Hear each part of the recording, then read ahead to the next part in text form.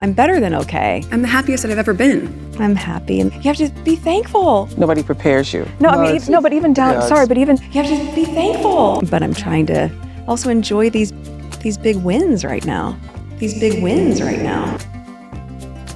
Being able to be so authentically myself. You look the exact same with no makeup as makeup. Let's let them see us. Isn't that wild? Jamie Kern Lima is her name. Everybody needs Jamie Kern Lima in their life. Jamie Kern Lima. Jamie, you're so inspiring. Jamie Kern Lima. When professional liars like Oprah and Ellen recommend you, that's not an actual recommendation, quite the contrary. But yes, every talentless so-called celebrity needs someone like Jamie in their life, in their contrived attempts to come across as genuine, loving, inclusive and special. Jamie's interview with Meghan is an example of that. Hang on, because things are about to get revealing. Time to get the party started. I am so excited to say to my amazing friend, Meghan, welcome to the Jamie Kern Lima Show. Thank you. Thanks for having me. I'm so happy you're here. Yes, I'm sure that friendship is amazing. Same as when Meghan refers to her podcast guests as friends. Well, she's one of my closest friends. She's the founder of the dating app Bumble. How you doing, beauty? I'm just so happy to see you in this. In Meghan's case, it sounds more like a combination of social climbing, like, I call you a friend to make people believe we're in the same league, and now that I've called you my friend, you can't say anything bad about me, or something like that. By the way, Meghan's authentic and organic clapping makes me emotional every time.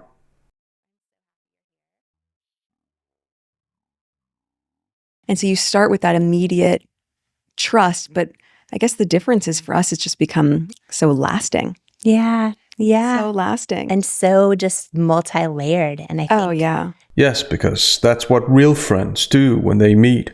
They talk about how lasting, deep and multi-layered their friendship is. Trust is such a big deal. And this is your first ever podcast interview. Thank you for trusting. Isn't that wild? It's wild. Thank you for trusting me to be here. You haven't seen any of the questions ahead of time. Oh, I'm sure Meghan doesn't know any of the questions. That must be why Jamie even feels the need to say it. It totally doesn't sound like the opposite is true. This has nothing to do with trust, obviously. Meghan knows exactly how the interview is going to turn out and how it's going to promote her, which is why she stays away from unplanned podcasts with strangers. And the calculated nature of this conversation is made clear next, as Meghan and Jamie are desperate to emphasize how authentic and real they are. And we're in our sweats. But this is what I would wear if I come to your house. So all the time. The same thing. And you look the exact same with no makeup as makeup. And we're that's very generous. And you still love me even when we get together. If I haven't showered, it's still all the same. And so today is special. Yes, because that's the litmus test of any friendship, to see if your friend loves you, even if you haven't showered. But then again, why wouldn't you shower? That would have been my next question to Jamie. Is it some weird way of testing how solid your friendship is? This conversation can be understood according to the celebrity branding model. Celebrity branding is about creating source attractiveness, which, unlike what the term suggests, is more about familiarity, likability, and similarity than physical attraction. Does the celebrity talk like one of us? Does the celebrity dress and behave like one of us? If yes, this can lead to identification. However, there's also source credibility, which has to do with people's perception of the celebrity. What do we know about the celebrity? What's his or her track record? For instance, is the celebrity as authentic and successful as he or she brands themselves as? If not, this will make it difficult or impossible for people to relate to the celebrity, and thus make identification less likely to happen. And Meghan struggles with coming across as relatable. She consistently interacts and behaves in a contrived manner when she talks about her cooking show as if it's a success, for instance. I've been watching your show with love, which is really, really wonderful. To me, it is thoughtfulness, behavior. Yep. How we show up for each other, how we invite people in. First, want to just say congratulations to you on everything that you've done and everything that you're doing. Thank you. I appreciate that. But what I'd love to do was always make things in my kitchen, do small flower arrangements. And when I was sending those as gifts, one day Bella said, "There's a show here." And creatively, we worked as partners to really find a way for it to land. Or when she talks about her love language. So we have this connection, I think, and it becomes part of your love language. It's how you communicate without saying a word. You just show up for each other. You care for so many people. How do you care for yourself? For me, part of what's really, really important is that love language of taking care of people also really feeds me. Or when she talks about herself, when she's supposed to talk about an organization. It is very nice to be back with all of you at One Young World. And I was surrounded by world leaders, humanitarians, prime ministers, and I was invited to pull up a seat at the table. I think I even saved my little paper place card that said my name on it. Just proof that I belonged. I joined you in London in 2019, and by that point, it's fair to say, my life had changed rather significantly. I was now married, and I was now a mom.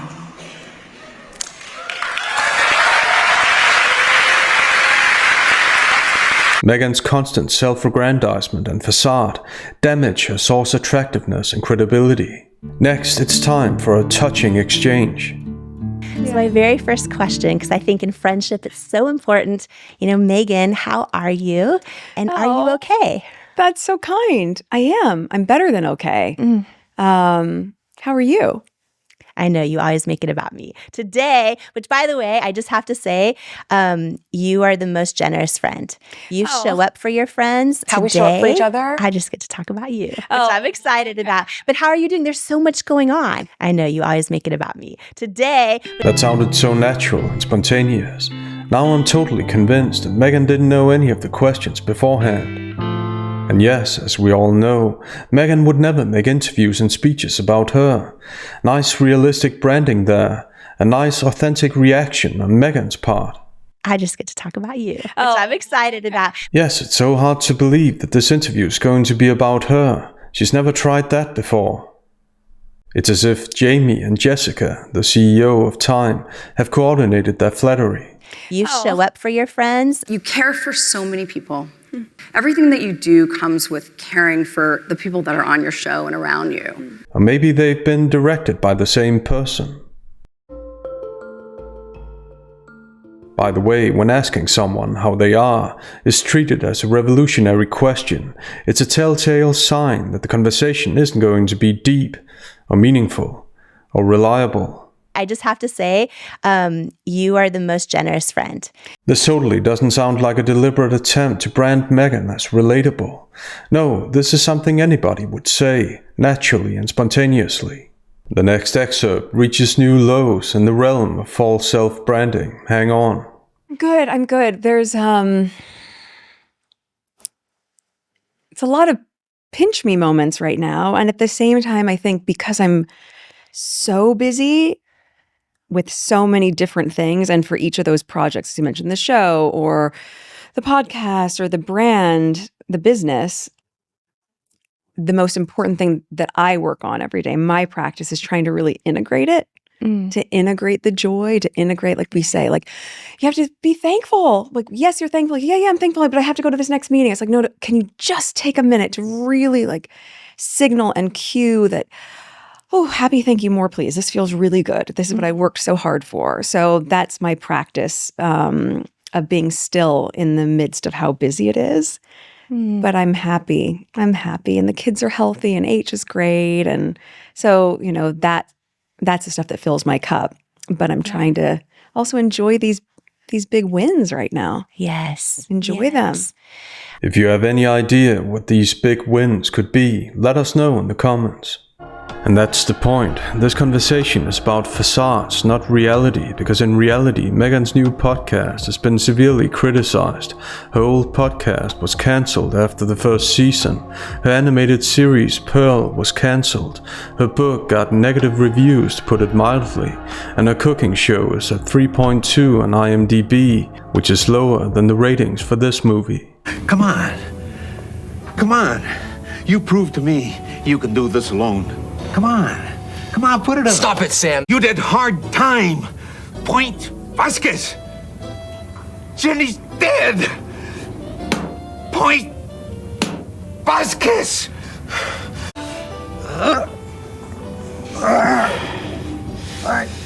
Party's over, Sam. Thus, there's a mismatch between brand identity and brand image. Brand identity is the image that a company, a self-proclaimed celebrity, wants to have, and the brand image is how people actually perceive them. It's a lot of pinch me moments right now, and this is a term from Meghan's script in order to highlight her pretend success. Have any of you today so far had that feeling, that pinch me moment where you just go, how am I here? Oh, it's a lot. Yes, it must be exhausting to have so many pinch me moments. Translation time. I'm asking because I want you to think I'm happy and want you to think that you can't possibly have had more pinch me moments than me, or something like that. However, looking at Meghan's rebranding attempts, the pinch me term makes no sense unless failure upon failure can be called pinch me moments. Show or the podcast or the brand, the business, this feels really good. This is what I worked so hard for. Meghan married into one of the wealthiest families in the world and got a title out of it, Duchess, which opened the doors to disingenuous platforms like Spotify and Netflix. Thus, she's never had to build anything from scratch or take any risks like actual entrepreneurs. The cooking show is what she's worked so hard for, really. We could do a little dollop of yogurt as our clouds. Flour sprinkles. Or perhaps she refers to her new and much criticized podcast. What is the bravest thing you've ever said? Asked the boy. Help, said the horse. Every single one of Meghan's projects seems so deep, relevant, and mature. Pinch me moments indeed. The less likely something is to be true, the greater the need to verbalize it. And Meghan verbalizing how hard she's worked is her way of guiding people's impression of her. Meghan never leaves it up to people to infer that she's hardworking, authentic, amazing, organic, or whatever. She always says it, which shows that she's constantly self-aware, constantly preoccupied with self-promotion. It was at that moment that I realized the magnitude of my actions. At the age of 11, I had created my small level of impact. On the one hand, she's constantly self-aware, aware of branding herself. On the other hand, she lacks self-awareness to see how try-hard and thus unreliable it comes across. So busy in the midst of how busy it is. Many directors have felt busy directing movies that turned out to be awful. Thus, being busy doesn't equate to doing something meaningful. Meghan's been so busy verbalizing how busy she is that it seems it's the only thing she's busy with. But I'm happy. I'm happy. Actually, she's more than happy. But I think confession for you today that I could very comfortably say is I'm the happiest that I've ever been. And because as we all know, people who are actually happy always feel the need to tell you they are, especially when every single one of their projects has been a failure. And H is great, and well, I guess the remarkably short and impersonal nickname H is better than not mentioning any letters from Harry's name. When I first met my now husband, I like how specific she is too. But maybe we can get the always honest and authentic Drew Barrymore to help us here. In the following 30-second clip, I can only play the audio because Drew's so afraid of having her facade exposed that she doesn't allow people to use images and audio at the same time. Just like her team deletes negative comments to keep selling their lies to the public. Their lies about Meghan being adored and successful. Okay, what's your favorite thing that you see in your kids that you go, oh, that's their dad? Like, oh, some of the words that they still say with a British accent. So they'll say zebra.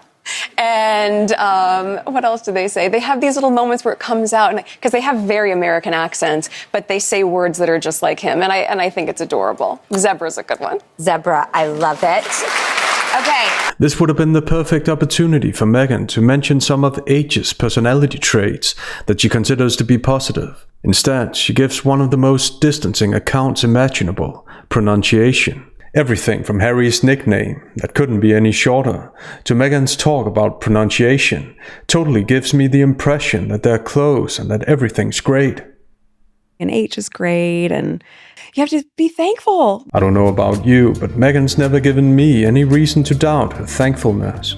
There was no guidance, unlike what you see in the movies. There's no class on how to speak, how to cross your legs. Nobody prepares you. But even down to like the national anthem.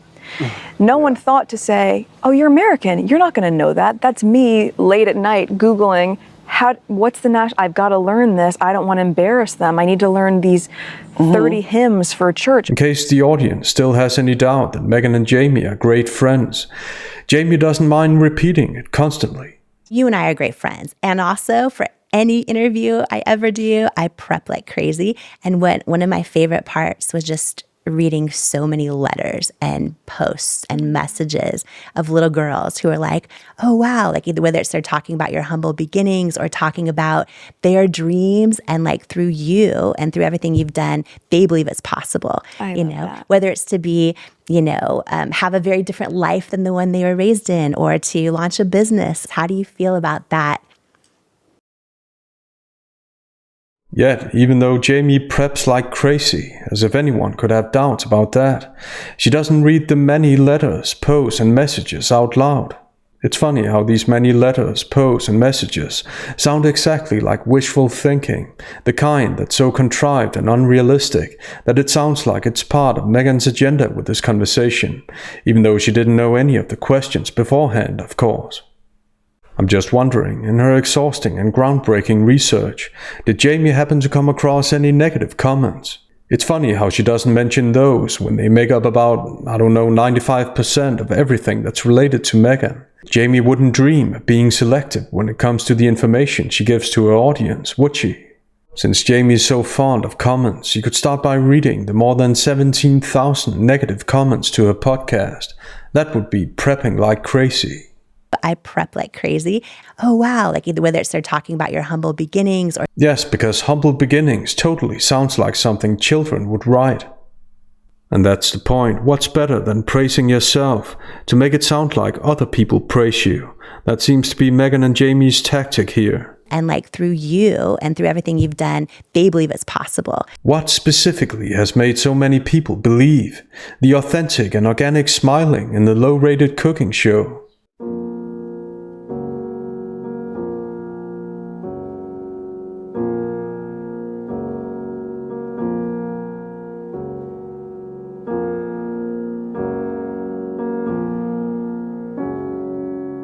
Or perhaps the unreliable information in the much criticized documentary. And then she sent me an email saying, I know you said you're single, and a friend of mine asked about you, and maybe you'd like to meet him. And I said, who is it? And she said, it's Prince Has. And I said, who's that?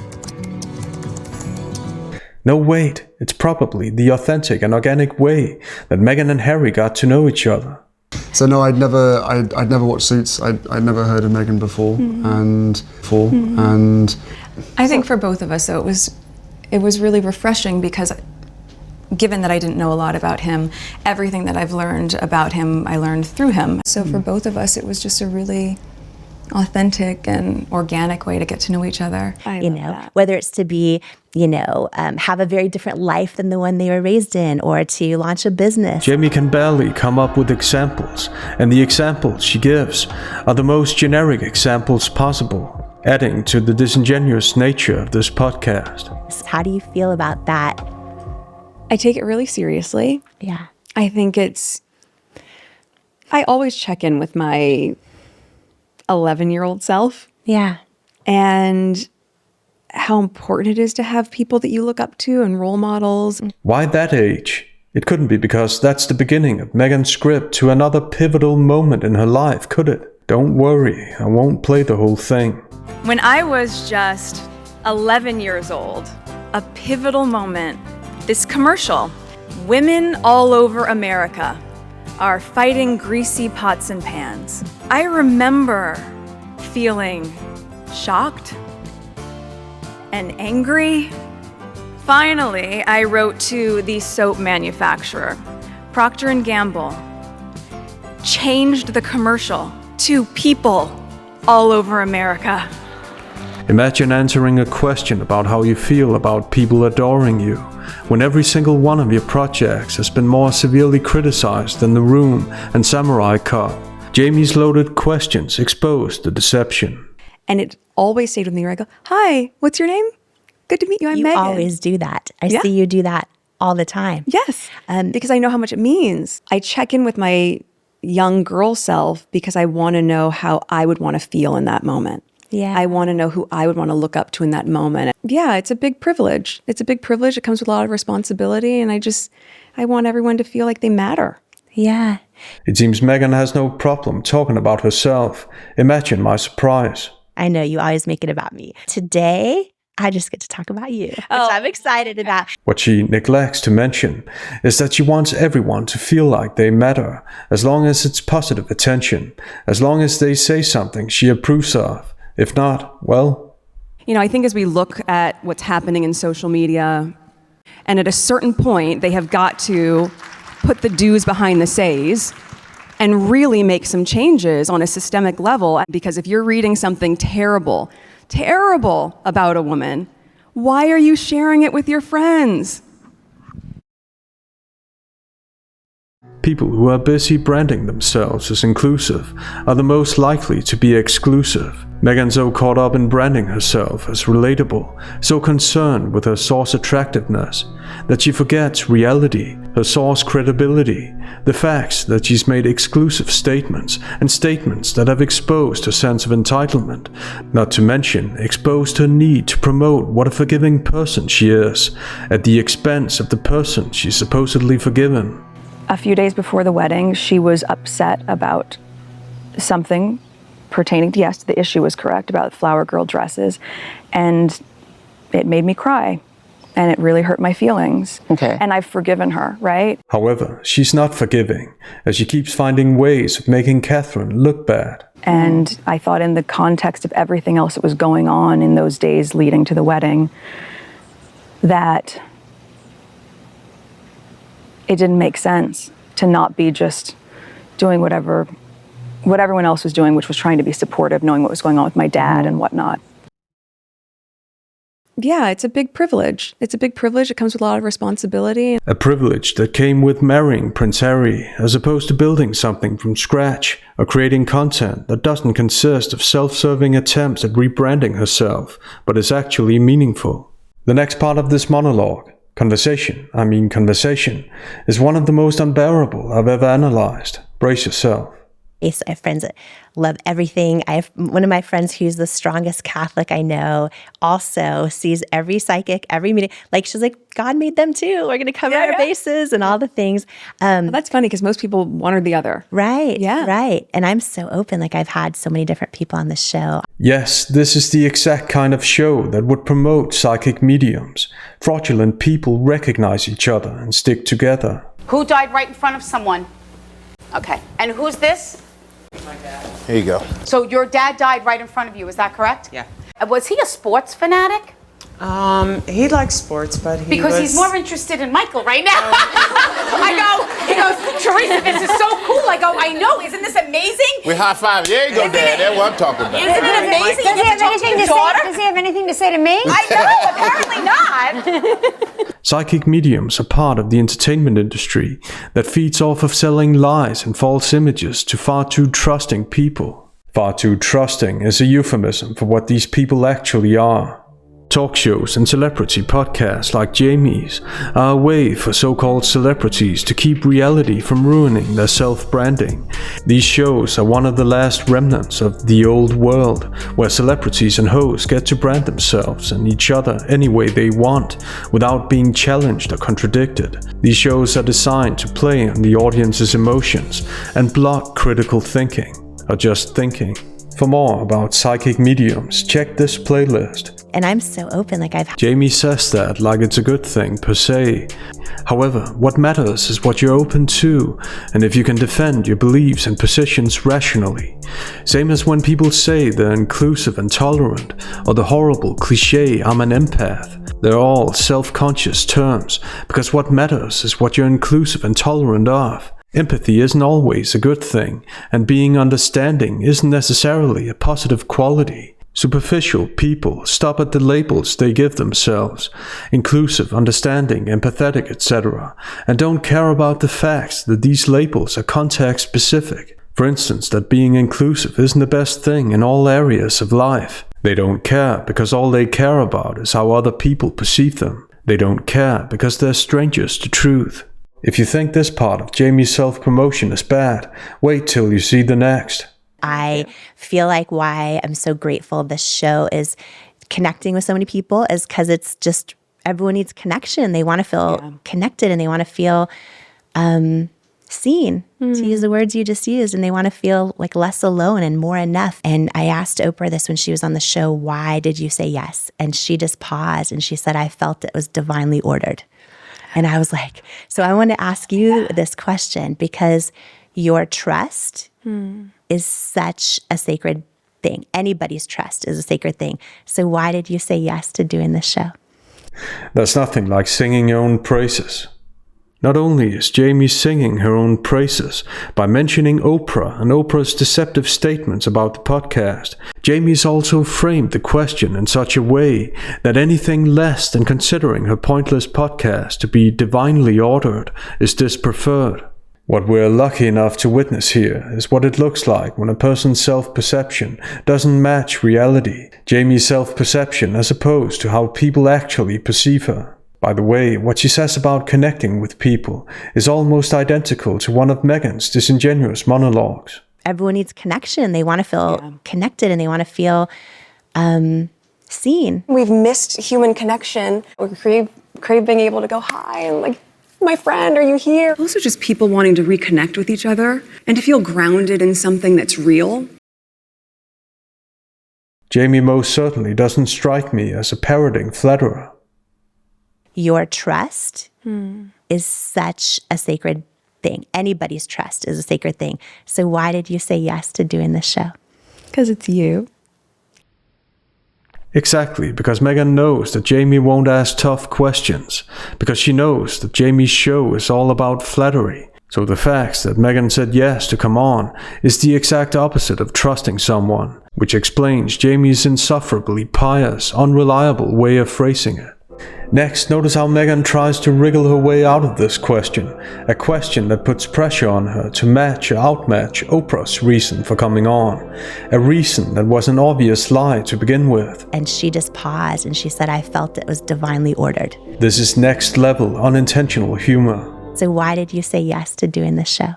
Because it's you. And to me that means, of course I trust you. Yeah. But because I think you feel really confident that it was divinely ordered. Maybe all of this, our friendship, you becoming our neighbor, the depth of our friendship, and then these opportunities that we both have to be able to uplift each other and celebrate the work that we're doing. But under this kind of pressure, Meghan resorts to her script. To be able to uplift each other and celebrate the work that we're doing. As women, it is 100% our responsibility, I think, to support and uplift each other, to champion each other as we aim to succeed, to not set each other up for failure, but instead to really be there rallying around each other and say, I want to help you. Again, it isn't good per se to uplift and celebrate someone. What matters is what you're uplifting and celebrating them for. If someone says something wrong or deceptive, like this.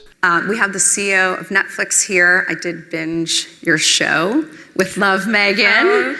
There's nothing you can't do, which is amazing. But they shouldn't be uplifted or celebrated. Meghan, however, doesn't care that her platitudes are context-specific. All she cares about is that they portray her in a positive light, or so she thinks. This, coupled with her deceptive community-building rhetoric, trying to get female audience members to see themselves as group members and not as individuals with their own opinions, becomes a way to try and avoid criticism and be celebrated, no matter if the celebration is warranted or not. Unintentionally then, Meghan almost says it here, that she came on the podcast to be celebrated. Community-building rhetoric always has a self-serving purpose, masked as being about the group or the greater good. Meghan's pauses, restarts, unfinished utterances, and body language all indicate that the question makes her uncomfortable. So far, it's taken her 30 seconds to answer, and what she ends up saying isn't anywhere near a coherent and specific answer. But because I think you feel really confident that it was divinely ordered. How to say you don't think it's divinely ordered without saying it? Meghan prefaces this with a hypotactic conjunction because, as if this is supposed to be the reason why she said yes to come on, because Jamie thinks it's divinely ordered, which makes no sense. Maybe all of this, our friendship, you becoming our... However, Meghan doesn't actually say what all of this maybe is, which makes sense considering that she just attributed the divinely ordered lie to Jamie. I think you feel... The level of incoherence shows what it looks like when a question makes a speaker uncomfortable. It's our friendship, the depth of our friendship. Yes, and when two people are actually friends, they always feel the need to overemphasize how great and deep their friendship is. It sounds reliable every time. Believe it or not, things are about to get worse, as Meghan keeps struggling with the question for 40 seconds. To be able to uplift each other and celebrate the work that we're doing, but to have never done a podcast, I mean, and then to say, great, let's do it. Like, literally, let's let people who are watching this feel like they're just sitting with us as at your house as we would do. We'd be like, great, we've done drop off. Okay, the day is done. The kids are in the bath. Can we just carve out time and sit and relax? And I liked the idea of being able to be so authentically myself with someone who knows me in such a deep and profound way. I deeply and And I think profoundly that's where you believed can in. meet people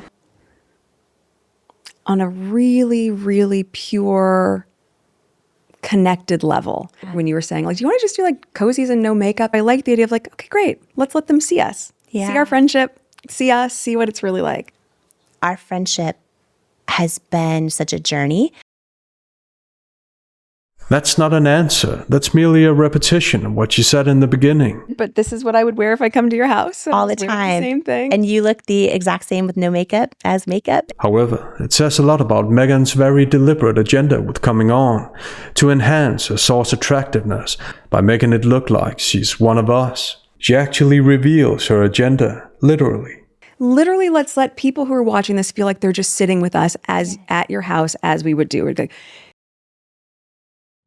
Thus, when she talks about being authentically herself and meeting each other on a really, really pure, connected level, nothing could be further from the truth, because it's all tactic. It's all a rebranding attempt. It's as inauthentic as it gets, which is why the word authentic is part of Meghan's script.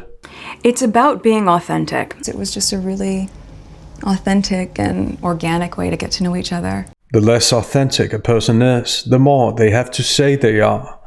The more shallow a friendship is, the more the speakers have to say how deep and profound it is. In such a deep and profound way.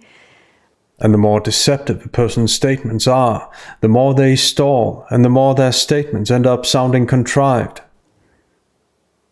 On a really, really pure, connected level. You're saying, like, do you want to just do like cozies and no makeup? I like the idea of like, okay, great. Let's let them see us. See our friendship.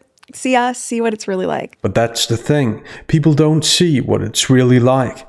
No matter how little makeup Meghan has on, as if that's in any way relevant. All people see is how busy Meghan and Jamie are telling people that they're good friends, which real friends wouldn't do to this extent, and certainly wouldn't do if they were alone without cameras. Thus, with their statements about how authentic they are and how deep their friendship is, Meghan and Jamie have unintentionally shown how inauthentic they are, how shallow this conversation is, and most likely how inauthentic and shallow their friendship is. Great, we've done drop off. Okay. Yes, what a busy schedule, especially when you've already done drop off.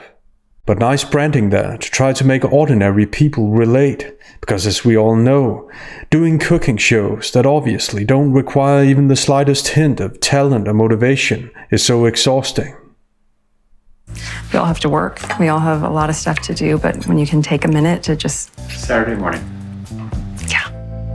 We could do a little dollop of yogurt as our clouds. Flour sprinkles. The worst thing about this podcast is that it isn't a skit. This podcast isn't a standalone example. There are lots of disingenuous talk shows and podcasts that so-called celebrities use to promote themselves, with hosts that have made a career out of giving selective, inaccurate, and downright deceptive information to their audience about their guests. What's your favorite moment from this authentic podcast? Let us know in the comments. Like and subscribe for more videos. Until next time.